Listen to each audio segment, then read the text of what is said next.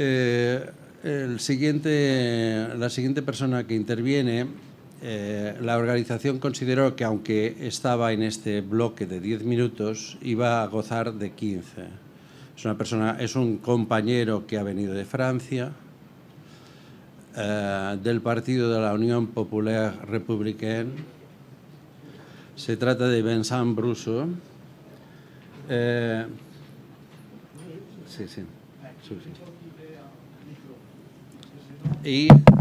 Y nos presenta, nos presenta un escenario de la salida del euro, contando con que este compañero ha sido economista del Banco Central Europeo durante 15 años y es un profundo conocedor de la política monetaria europea y ha trabajado junto con su partido en la creación de una alternativa al respecto. Bien. Bonjour. Bonjour. Alors, le rôle d'un parti politique qui serait hostile à l'euro est évidemment d'annoncer un projet qui soit clair, compréhensif, transparent et public pour gérer dans la pratique cette sortie de l'euro. Es lo mismo que ha dicho el otro compañero francés antes. Hay que presentar un programa claro, transparente, público, para que la población pueda asumirlo. Donc c'est ce que fait mon parti qui s'appelle l'Union Populaire Républicaine, qui en France milite pour la sortie de la France de l'euro. Su partido se llama Unión Popular Republicana, que aboga por la salida del euro de Francia. Ce qui va donc nous amener à examiner quels sont les plans et scénarios pour la sortie de l'euro. En su contribución examina cuáles serían los planes y escenarios para la salida del euro. Il s'agit de considérer techniquement et politiquement les routes et les instruments possibles pour quitter l'euro. Se van a considerar técnica y políticamente las vías y los instrumentos posibles para abandonar el euro. Alors, dans cette présentation, je ne pourrais bien entendu pas entrer dans les détails. Les questions ensuite seront bienvenues. No entrará en detalles, pero atenderá con gusto a las preguntas de los participantes. Nous allons considérer 4 aspects fondamentaux. Le billet de banque, la transaction interbancaire, le contrôle d'échange et enfin la redénomination de la dette d'État. Vamos a considerar 4 aspectos: los billetes de banco, las transacciones interbancarias, los controles de cambios y de capitales y la conversión o redenominación de la deuda soberana. Le chemin proposé serait applicable en principe à n'importe quel pays de la zone euro, mais il faut toutefois faire remarquer que dans le cas de la Grèce, ça ne marcherait pas en raison de divers aspects de la situation compliquée de ce pays. Partout ailleurs, ce serait applicable. La vía propuesta es aplicable a cualquier país de la Unión Europea actual, no solo a Francia, dejando de lado a Grecia porque su situación se ha deteriorado tanto que parece que en estos momentos ya no entraría dentro de este esquema.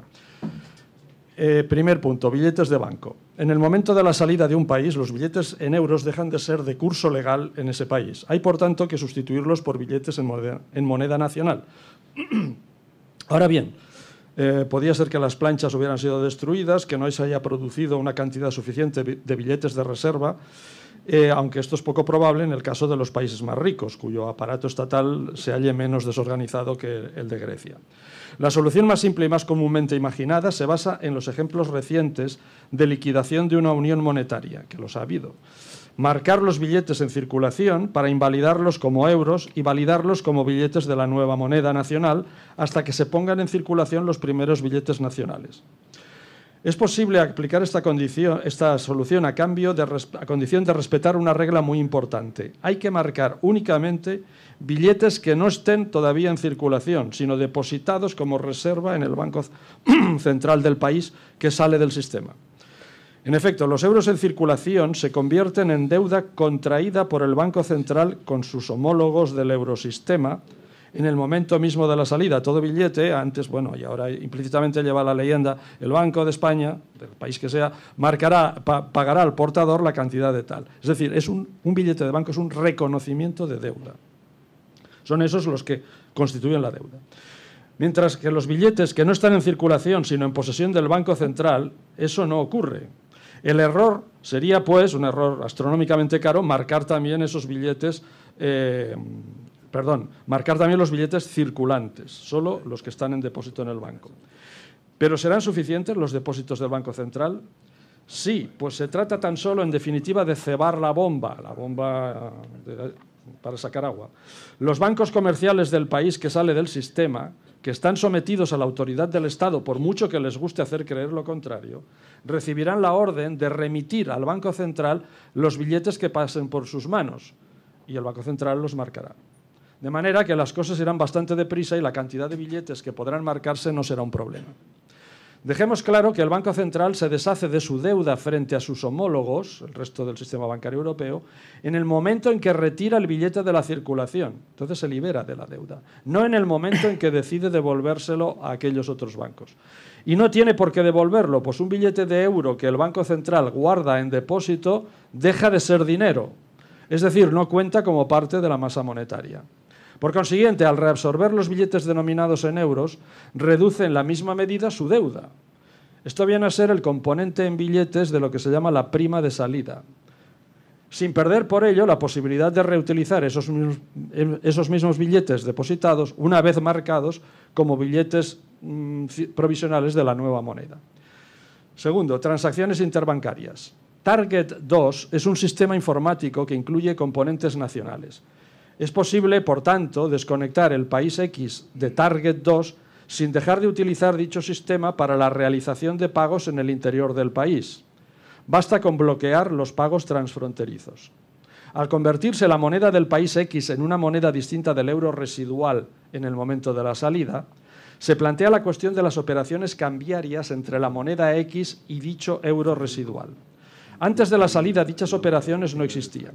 Después de la salida basta con utilizar simplemente el sistema anterior al euro, que es todavía el sistema actual cuando se hacen operaciones de cambio, por ejemplo, de francos suizos a dólares, de dólares a yenes o de yenes a euros. Este sistema es el de los corresponsales bancarios. Y las instituciones financieras conservan el hábito de utilizarlo, pues es el que emplean para los cambios de euros por otras divisas o de otras divisas entre ellas. Las dos partes en el intercambio, que tienen su sede en jurisdicciones monetarias distintas, tienen cada una cuenta abierta en un banco corresponsal residente en la jurisdicción monetaria de la otra parte.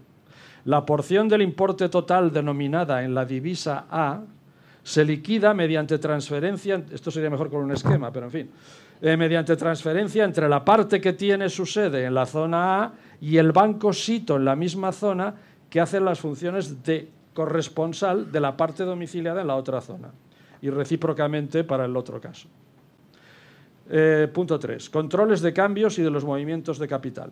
El país saliente estimará prudente establecer una cierta versión mínima de control de cambios y de movimientos de capital, a fin de prevenir los riesgos de especulación contra su nueva divisa. Sin embargo, no es forzoso imponer medidas de freno tan potentes como las de China, cuya divisa, conviene recordarlo, no es convertible. Creo que la solución más simple y que además resultaría innovadora sería gravar las entradas y salidas rápidas, es decir, las sucesiones rápidas de transacciones de grandes importes en sentidos sucesivamente inversos, que es los movimientos típicamente especulativos. Esto no es posible en el seno de una unión monetaria, pero se hace necesario desde el momento en que el país saliente pasa a tener una moneda nacional. En efecto, los bancos comerciales con sede en la jurisdicción de dicho país se convierten en punto de paso obligado para las mencionadas transacciones de ida y vuelta, y se puede obligar a dichos bancos comerciales a comunicar esos movimientos a su banco central. Cuarto, redenominación de la deuda soberana. El país saliente tiene una deuda constituida en su mayor parte por obligaciones estandarizadas. Cuando esta deuda es de derecho nacional, lo que es el caso de Francia, pero ya no el de Grecia, a partir del acuerdo de 21 de febrero, porque ha perdido su soberanía total, febrero del 2012, 21 de febrero del 2012, no solo el último acuerdo. Esta deuda queda automáticamente redenominada en la nueva divisa nacional. Es lo que se conoce como lex monetae.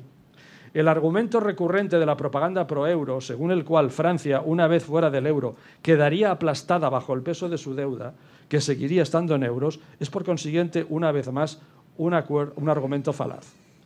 Puede, no obstante, quedar una parte residual de la deuda del Estado constituida por títulos emitidos con arreglo a una ley extranjera. En ese caso, y salvo que el euro como tal desaparezca por completo, la redenominación se ha de hacer probablemente en euros residuales, es decir, en la moneda de los países que sigan en la zona euro. Una moneda, ojo, que se seguirá llamando euro, pero que no será idéntica al euro anterior a la salida del antiguo país miembro, puesto que ya no representará a la economía de ese país. El gobierno del país saliente puede, no obstante, proponer a los titulares una redenominación en moneda nacional y aplicar una carga impositiva mayor a los títulos no redenominados en moneda nacional. Eligiendo con buen juicio el tipo de recargo, se incitaría, sería un acicate para que los titulares de esas deudas aceptaran la redenominación en moneda nacional. De esos títulos, perdón, aceptaran la redenominación. Quinto, conclusión. En resumen, y dejando aparte el caso de un país en situación tan difícil como Grecia, todas las palancas necesarias para llevar a cabo la salida de un país están al alcance de los poderes de su Estado.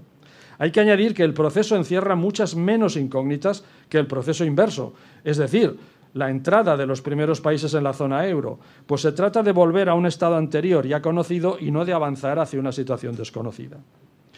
La gestión de una salida no entraña una dificultad tan grande que no hubiera podido resolverse hace ya tiempo si la noción misma de salida no se hubiera convertido en un tabú. En una situación normal, las modalidades de salida deberían, además, haber quedado especificadas en los acuerdos previos a la entrada, constitutivos de la Unión Monetaria. Y si hubiera sido así, a estas alturas de 2015 habrían sido objeto de un estudio y conocimiento completo y estarían perfectamente definidas. Que no haya sido así y que se deban amontonar los planes secretos para hacer frente a la eventualidad de una salida tiene solo una explicación: la voluntad deliberada de hacer impensable la idea misma de salida. Esta decisión, adoptada por los padres fundadores del euro, representa una negación de la democracia de una dimensión sin precedentes. La historia juzgará. Esperemos que unos tribunales más concretos puedan también, llegado el momento, emitir su veredicto.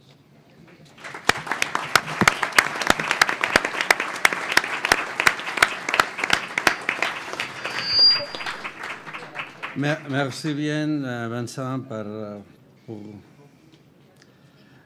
pour cette contribution.